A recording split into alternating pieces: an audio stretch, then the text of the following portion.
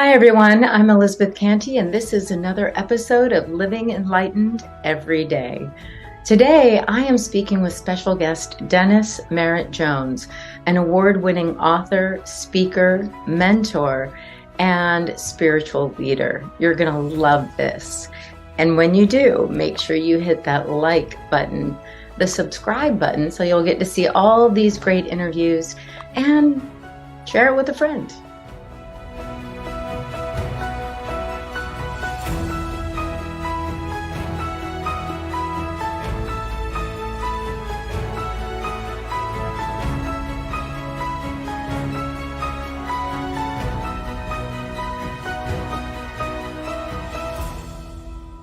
So today we are talking to author, speaker, and mentor, Dennis Merrit Jones. Throughout his lifetime, Dennis Merrit Jones has been on a quest to inspire and lift people to a higher expression of life. His personal vision is guiding people to their purpose, knowing that when one fully awakens to who they are and why they are on the planet, they begin to naturally share their gifts with humankind and in the process create an enriching life for themselves and the world around them. In other words, he inspires people to love their life and live their passion, and he has inspired me to do just that. But we'll talk about that in a minute. Dennis has authored just so many award-winning books, and I'm going to mention a few here. The Art of Abundance, a personal favorite. 10 Rules for a Prosperous Life. Your Redefining Moments, Becoming Who You Were Born to Be. The Art of Being, 101 Ways to Practice Purpose in Your Life. And The Art of Uncertainty, How to Live in the Mystery of Life and Love It. Oh, Dennis, I personally know that all these are deep and profound books, but I have to imagine that last one, The Art of Uncertainty, must have come in really handy these past few years during COVID, where so much of how we have come to live our lives changed overnight all over the country and all over the world. It has. You know, when we moved from California to Florida 7 years ago, I had to reread the book to make ourselves feel comfortable with what we're doing, because we literally stepped into the unknown when we moved here. Rented an apartment online and moved out here not knowing where we were going to live. It was quite an exercise in trust and faith, and that's what the book is about. Yeah. Well, I love the titles of some of your books. You have a little series going, The Art of, and it's not something you would normally put together, The Art of Uncertainty. But when we realize, and all of us do at some point, that the only constant in life is change, that to really see and sense that for ourselves as an art, that we can practice and engage uncertainty. Exactly. My idea, or my goal behind the titles of the Art of trifecta, if you will, is that artists are present moment. They're creative, and they're able to look at things through a different perspective, and that's, I think, anytime you're taking on the concepts of what these books are about, you have to elevate your ability to see between the lines, read between the lines. So, living in the present moment is an art, and I think that everybody has their own approach to how they want to do that. But the book gives you, all the books that I write give mindfulness practices, which help you bring the concepts of the book into the present moment for application, which is the key. I love that. I love that you have this big highlighted section at the end of the book with practices and with the key ideas and with the thoughts that really stand out, or really should stand out for us. You kind of guide us to what is really important. Those are at the end of each chapter of the book. Oh, that's what I meant, chapter. So it's you take the concepts that are presented in that chapter. And, I love what Ernest Holmes once said: realization without application is hallucination, which means you can have all these great ideas, but if you're not able to apply them, they're for naught, And so the mindfulness practices help you take the concepts that you read and apply them in your life in the moment, which is the key. I agree. I agree. So I mentioned a minute ago that Dennis has inspired me to love my life and live my passion by mentoring me. And he really helped me to find my authentic voice, my personal expression, and to clarify, this is something we really worked on together, my purpose. And not just in life, Dennis is we can take our purpose in life that we've clarified, and then we create, or from that space create, understand our purpose for this book or for this relationship, my relationship with my son, all these things. And when we realize it, we start to build this cohesive life that is integrated. It's like a key word for both of us. Mm-hmm.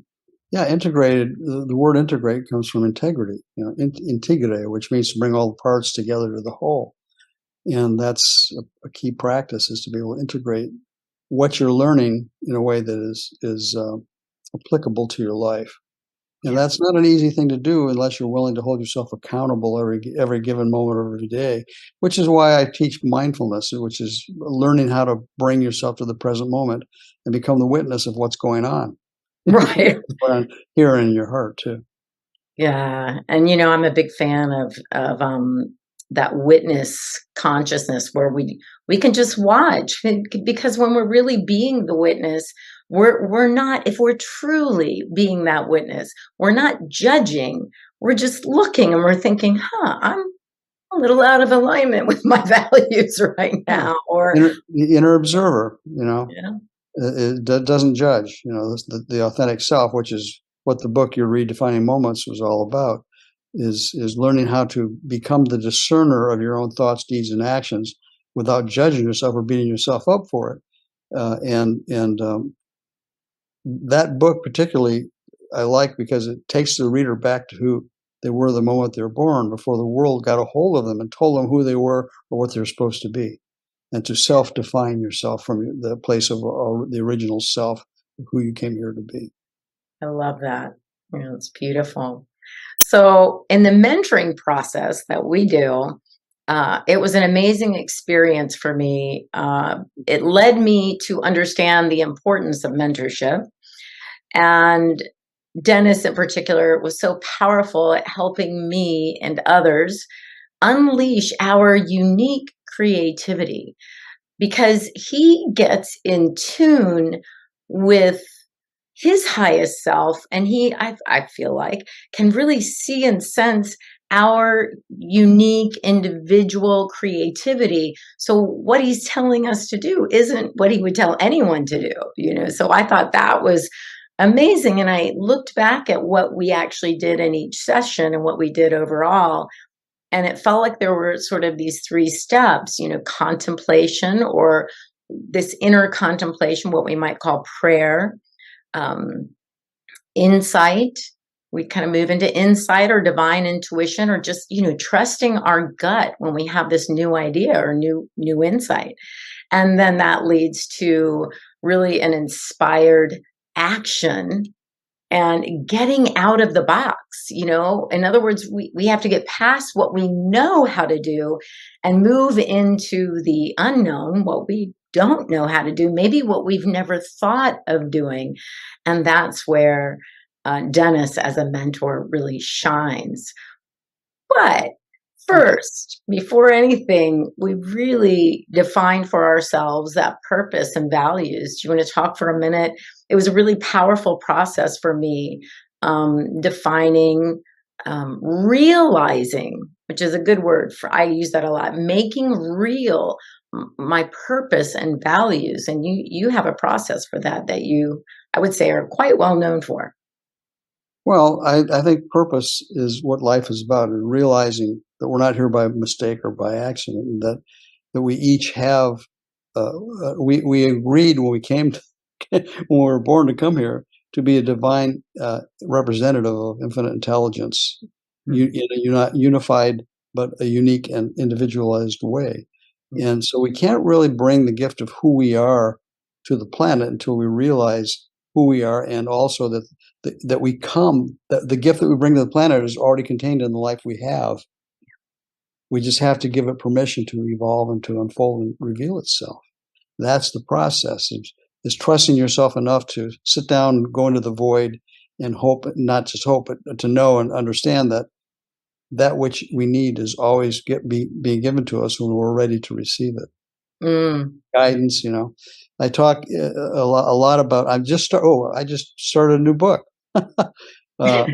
It's been a couple of years, 4 or 5 years since my last book, and I realized that I needed to have another mountain to climb because without it, you tend to wander. So I sit down every morning and I do the practices that we talk about. And one of the books that I recommend people read is, in fact, I've got it right here. I'm reading it again now. Yes. The War of Art by The War of Art. I'll put it in the notes for sure. Yeah, because that, he kicks people's butt. If you're an artist or a writer, it's a book you want to read because he really kicks your butt in motivating yourself to get back into the game and start creating again. And I've read this book about 4 times now before I write each book, and so it's really helpful to have he's my coach here, so to help me prepare for the game, if you were, to jump into it. Well, and that was something that you and I worked on too, is that our purpose shifts and moves. It probably won't shift and move dramatically, but those core values are there. But the purpose might just shift a little bit during time. For me, when my son was living here, he's in college now, and so my focus was much more family oriented. Focused on him, and that was really the high priority. And of course, now when they move out of the nest, he's handling himself. He's doing a great job. So hopefully, I did something right there. And now, my focus gets to shift and change again. So kind of like you creating that mountain. But the purpose is always being served in every given moment. A lot of people think that the purpose is a point of arrival when they get to a place, and then they'll be on purpose, which that's erroneous. Our purpose lies in whatever's in front of us in any given moment. Yeah. And so your purpose when you're with your son is to be the highest expression of God or life as you can be as a mother, right? As a mother, as a guide, as a teacher, and then you move into a different place in your life where you're in the grocery store doing shopping, and all of a sudden your purpose is to be conscious and present with what you're doing and bring the sense of joy into the fact that you have this gift called shopping in the moment. That's your purpose in the moment. It's always about giving infinite intelligence the highest degree of unfoldment that it can have in us and through us at any given moment, irrespective of where we are or what we're doing or who we're with. That's what I say. Great minds think alike. You taught me everything I know. Exactly. I was going to say the same thing. It is funny though, as we move in these circles, it is true. We are, many of us say similar things. And isn't that the most wonderful thing that we can call, so many people an artist, and they may work with pastels or oils or watercolors, but they're never going to create, even looking at the same landscape, anything that's the same. And same with writers and spiritual leaders and mentors. We're just going to see things in a wonderfully unique way. I love that. I think that's the intention. God didn't create anything to be exactly like something else. That's why there's infinite forms of expression. There's infinite intelligence. Would be redundant to have the same form of expression twice. So every one of us is assigned a unique ability to express differently than everybody else. Even if we see, as you said, we see the same landscape, interpret it through different eyes, through our perception and perspective is different than somebody else. Yes. So we're always in the process of creating, irrespective. That's why I don't believe in competition. There's no such thing as competition. We're all in the process of creating an experience for infinite intelligence to know itself more fully by means of us and what we're doing. Yes, and I'm a big fan.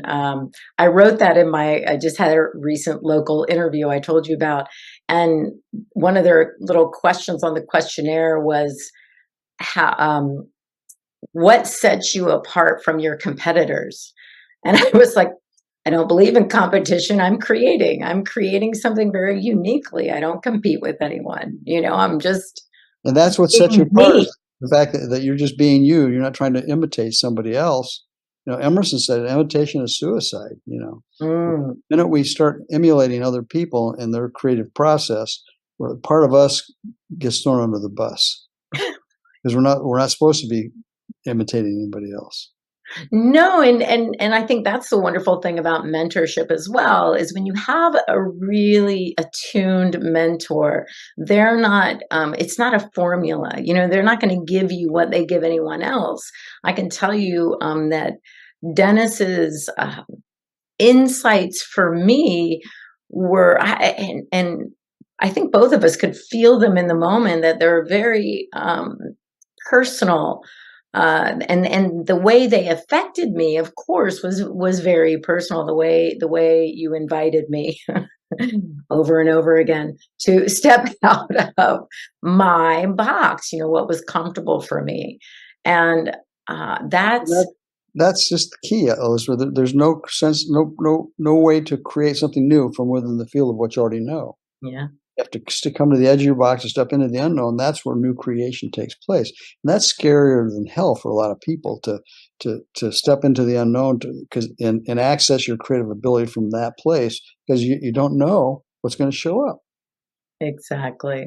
And you don't know how it's going to be received, and you don't know if it's going to be, again, like this, the focus for that interview was like successful by other people's terms. It's all those things that we put on it. As we let them all go and we just create from our depth, from our soul, from our spirit, it's the most freeing feeling. It's the most, because it's like there I am and there I go. And then you make room for what's next, and here it is. It's coming up again, and another book or another piece of music, if for whatever ways that we all create. Right.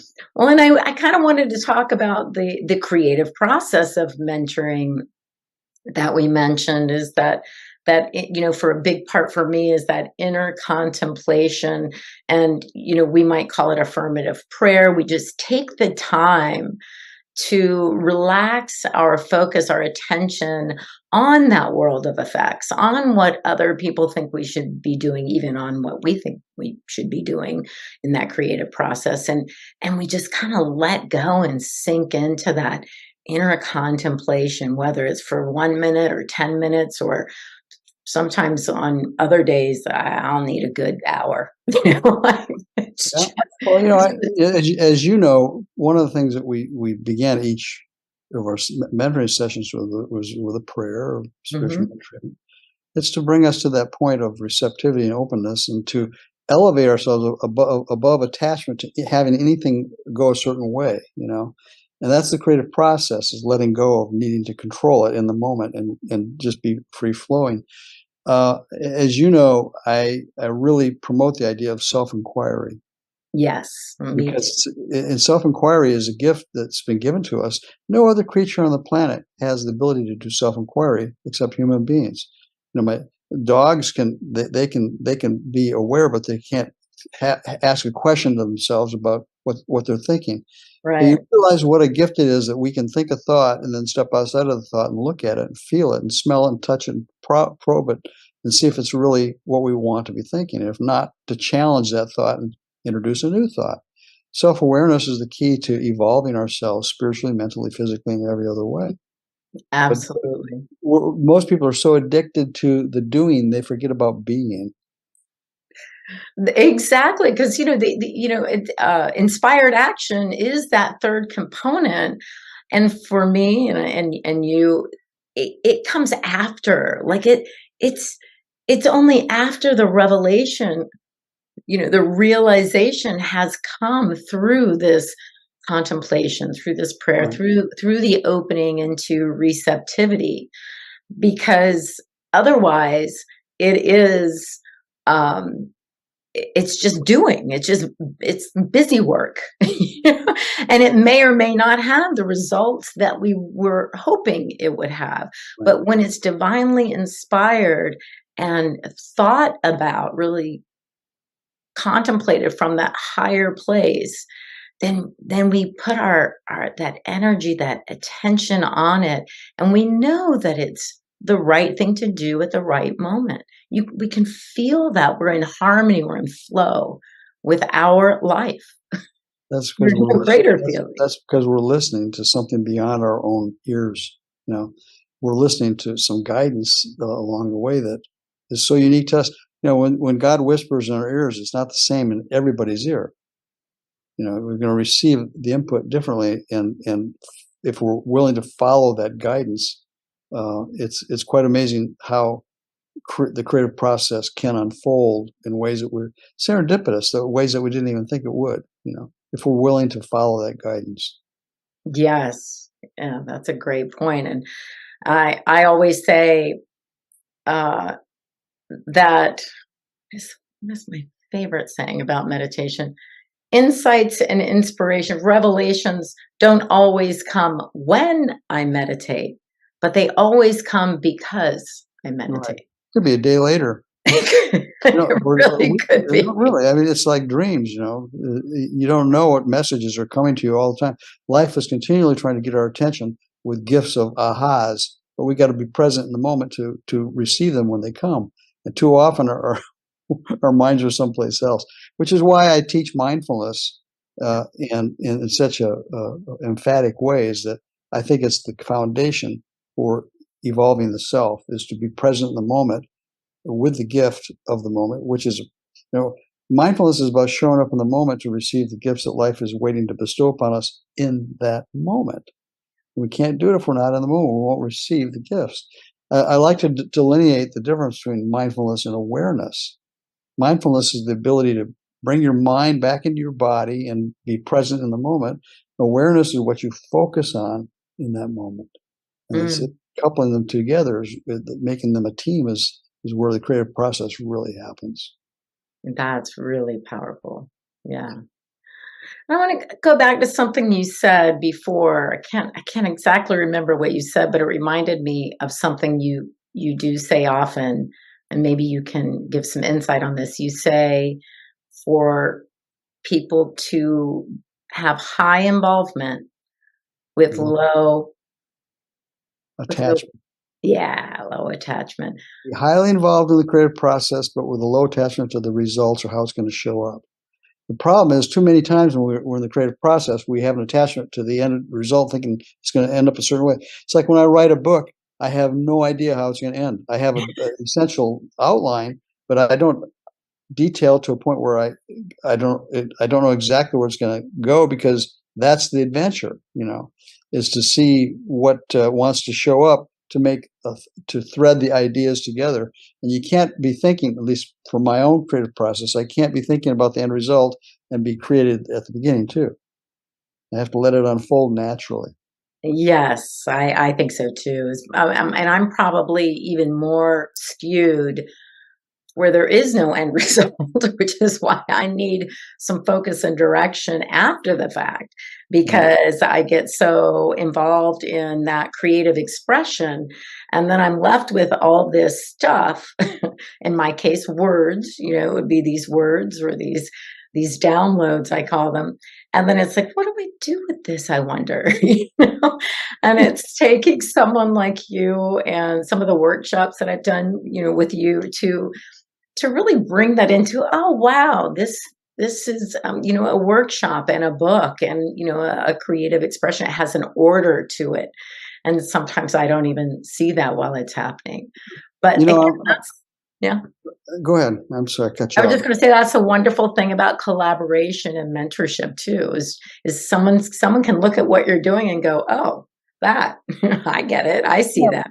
But also in collaboration like that, it's beneficial to have somebody else witness us and to witness our creative process, and to behold how wonderful it is when you dive into it without needing approval from who's observing you.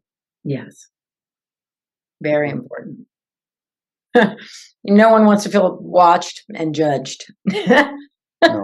You're doing it wrong. We had enough of that in grade school, I think. Yeah. And that's always a difficult thing with mentorees, because some people, everybody who comes on board to do mentoring with me has an objective that they want to reach, and it's different for each person. And it's important that I give each person I'm mentoring free rein to go in the direction that they're guided to go, rather than where I think they should go. But at the same time, kind of like, a parent with a child, watching over them to be sure they don't go too far off the path. Right. High involvement, but low attachment to where you're going to go until it gets to the edge and you kind of reel it back in. Yeah. I love that. And I just love that phrase that you use. It's just one of my favorite. But we talked a little bit about that inner contemplation, and then that insight or divine intuition. Can you speak on that a little bit of? Yeah, that's one of my favorite subjects, actually. Intuition is in the animal kingdom, it's called instinct. Mm. And in human realm, it's called intuition.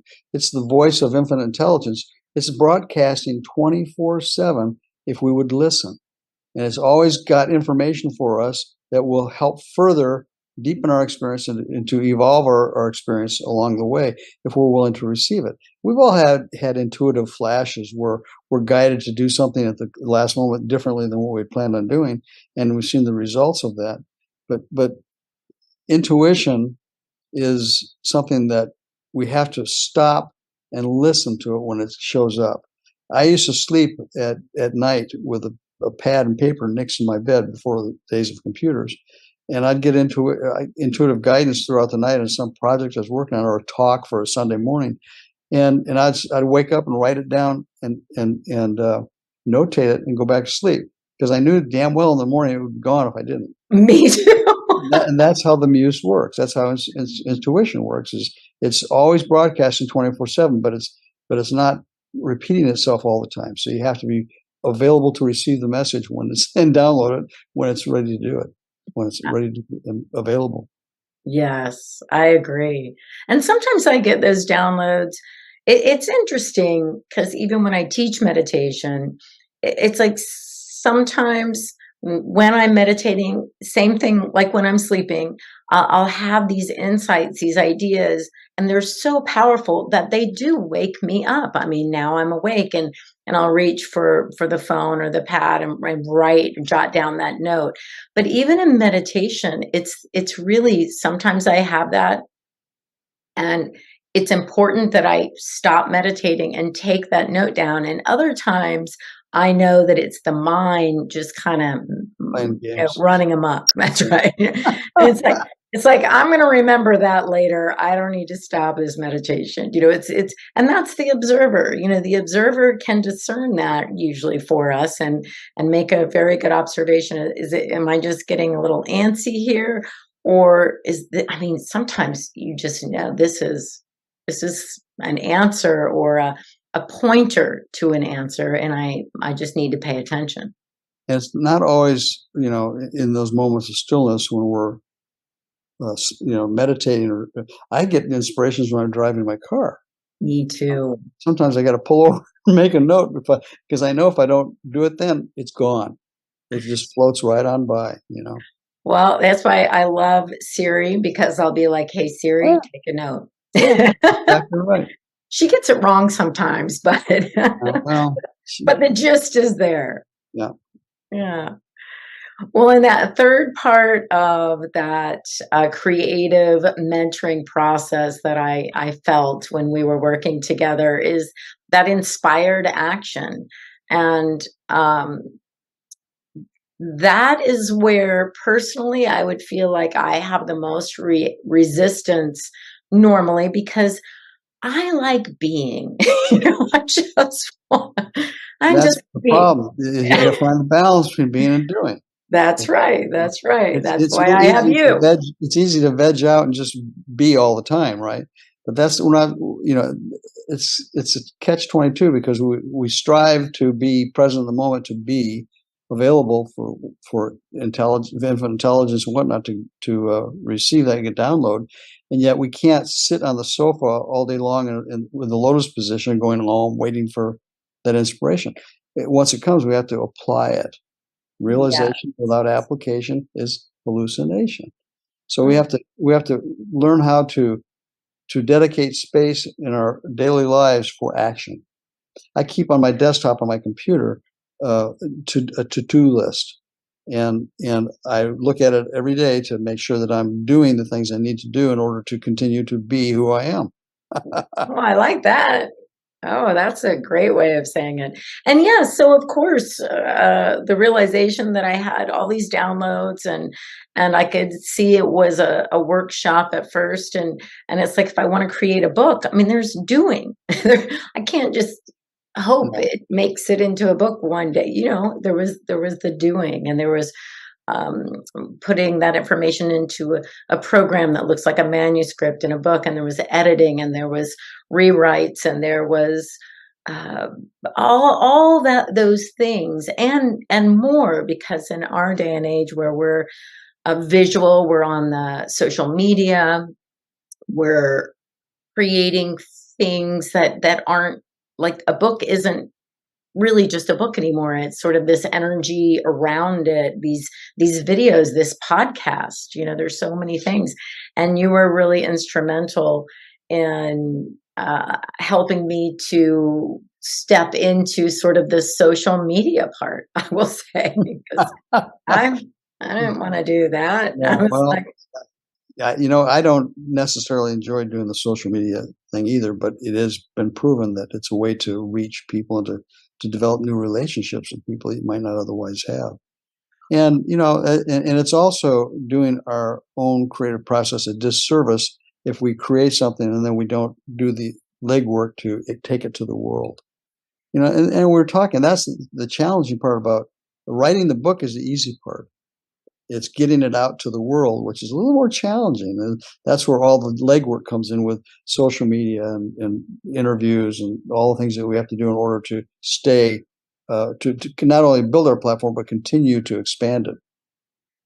and to relate to those people who are supporting us. We're relating to them, they're relating to us, and there's something really beautiful about that. That there's all these people that I never could have met without, we grew up without social media, without, the closest thing we had at one point was a dial phone that Yeah. rotary to the push button or something. You couldn't, how many people can you reach? And then now it's just seeing so many people who are interested in this work and these books and these teachings, and they're doing them, they're doing retreats and workshops, and we're participating. And it's this wonderful community that's alive and sharing these ideas. It feels so when I do the social media now, thank you, it's because it's part of my creative expression. So it's not that drudgery, it's that excitement. Mhm. It's that I get to share this idea and in my creative way with a video, or sometimes you've seen my videos on the beach. I'm just so happy. I can't stand it. It bubbles up out of me and I share, here I am on the beach. And this is what came to me. This is my little mini download. And it makes me happy. I can say that now. Yeah, the key with social media is to not become addicted to it. We're letting it take our minds off down the road someplace. We see it as a tool, a business aspect that we use uh, to expand what it is our message to the world, but we don't become addicted to social media where we're uh, getting entangled in a way that is not productive to what we're trying to do as a business person. Which that's I have two Facebook pages, two different Facebook I guess they're pages. One is personal, which I post pictures of my dog and my grandbabies and whatnot, and the other is my professional page, which is strictly business. So Yeah. I've learned not to commingle those two things. Well, and I have the same thing, but I have to say that almost everybody goes to my personal pages. It's Yeah. it's interesting, but it's been good so far. You know, it's interesting. This is something I've noticed recently. I posted a thing. My dog went over the Rainbow Bridge a I couple weeks ago, know. and I posted that on Facebook, and I had literally 3,000 comments and hearts and all that stuff, which is wonderful, just wonderful. And yet I can take something, post something, a profound quote out of my book or some place that I pull it from, and all of a sudden I get, a minimal amount of thumbs up from that. And again, it becomes wanting to be loved and liked and approved of is dangerous. We have to let go of that. Well, and it's also, I think, you personally have a lot of friends and just people that Mm-hmm. have worked with over the years and things like that. And most of us are really pet people or pet lovers or have our own pets, and so we can really relate to that grief and that loss. Yeah. It's Yeah. our We touch fur a babies. common thread with a lot of people. It's true. If I was ever going to write another book, it'd be about dogs, because everybody's got a dog or loves a dog. Well, and And you do comment about MacDoodle's attitude some uh, days, I, really showing he, you the way. he was one of my master teachers. I miss Yeah. him immensely. Processes. It's difficult It to is. to say goodbye to a friend, and he's been my master teacher in a lot of ways, and yet that's the process.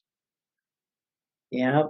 High involvement, low attachment. Be involved in loving the dog, but not attached to how long he's going to live. Yes. And I have my little Tabasco, and he has a heart condition. Mm-hmm. So he's a King Charles Cavalier, and it's just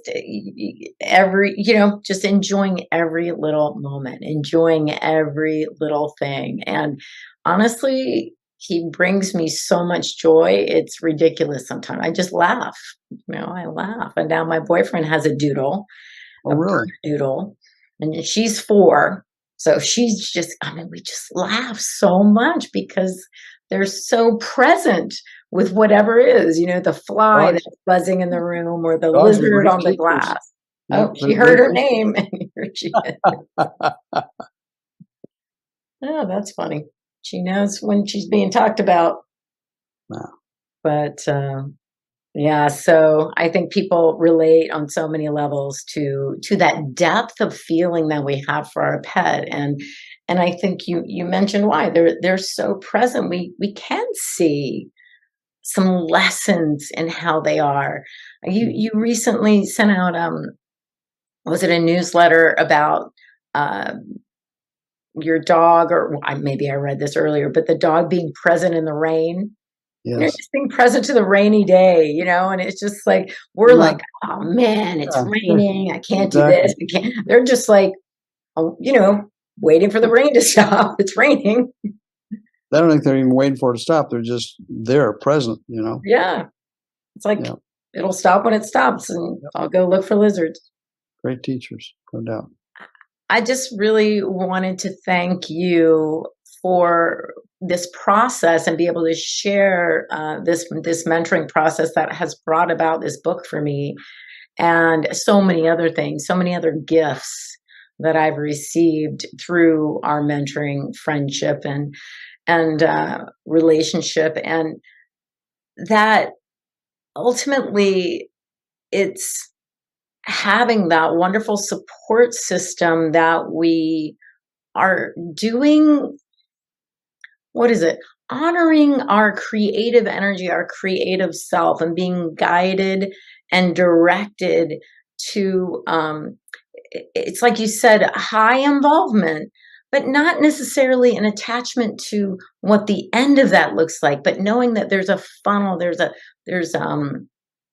finessing of that energy to a point, whatever that point might be, whether it's realizing our values, our purpose, and then being able to work in our life from that, or create in our life from that, or be in relationship according to that, so that our relationships are are more loving and more communicative and have this wonderful foundation that they're built on. All these things.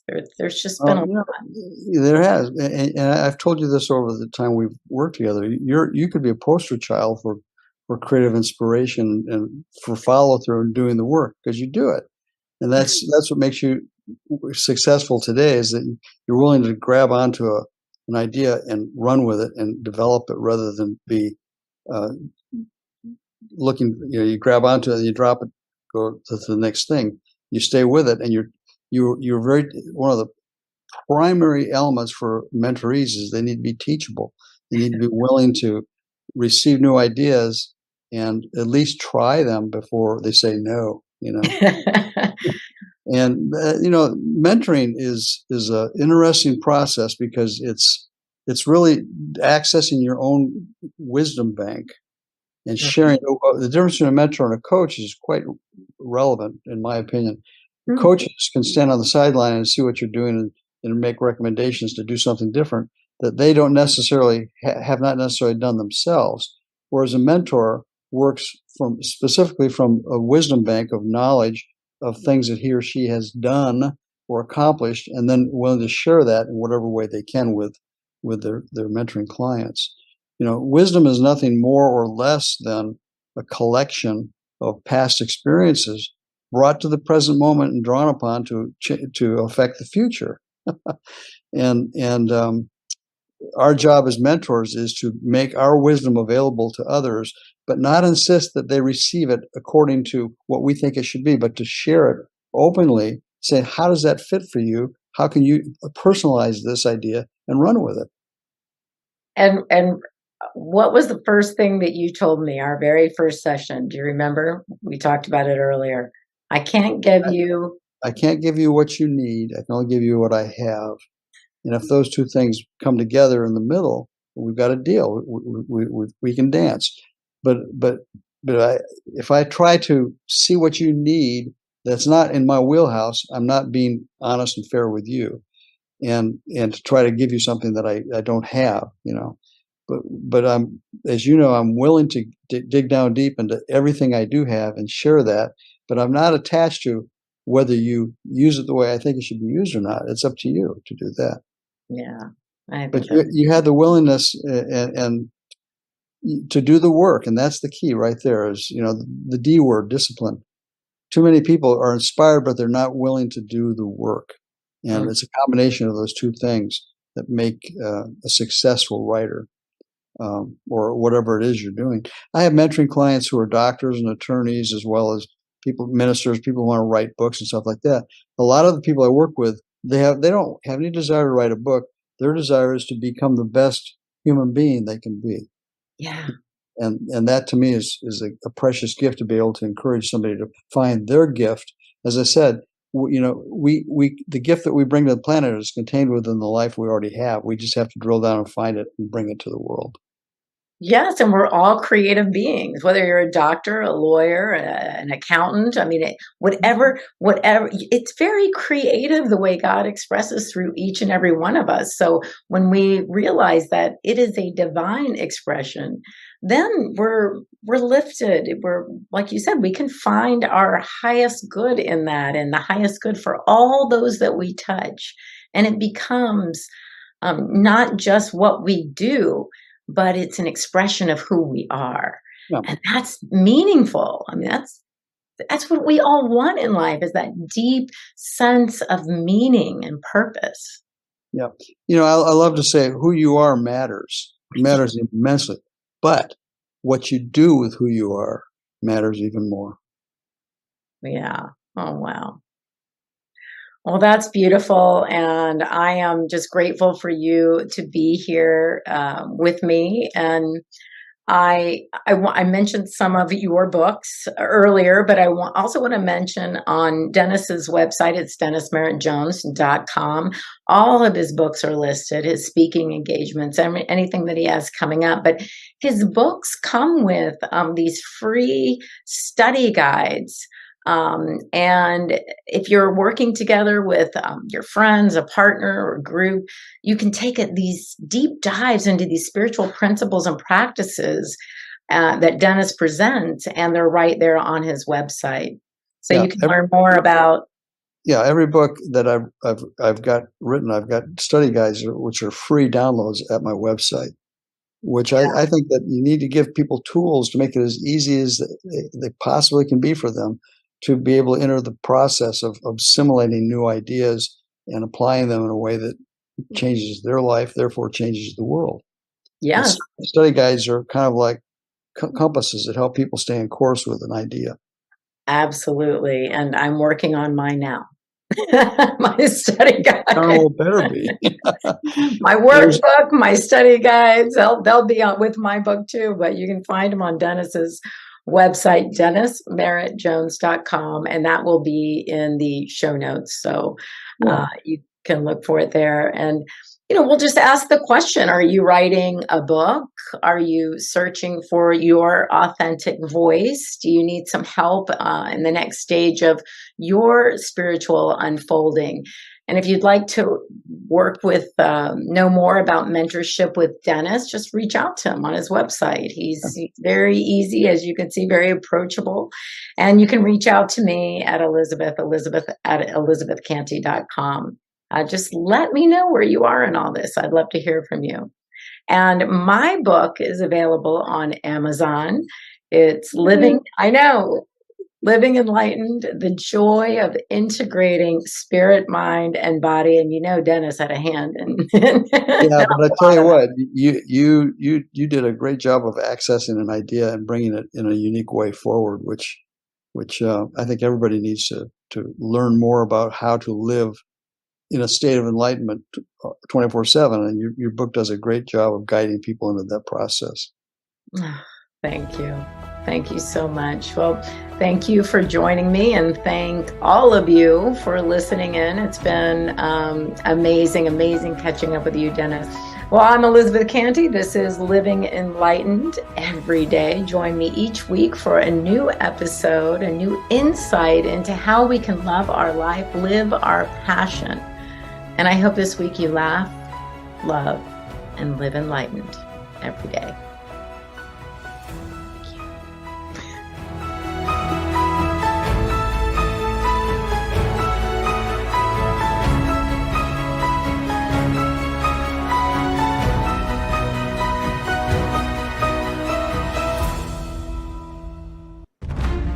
Thanks for watching. Join us every Thursday at 7 a.m. Mountain Time, 9 o'clock Eastern, for Living Enlightened with Elizabeth Cantey.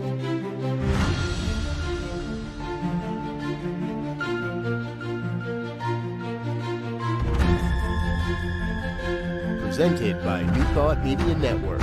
Join us, ntmedia.org.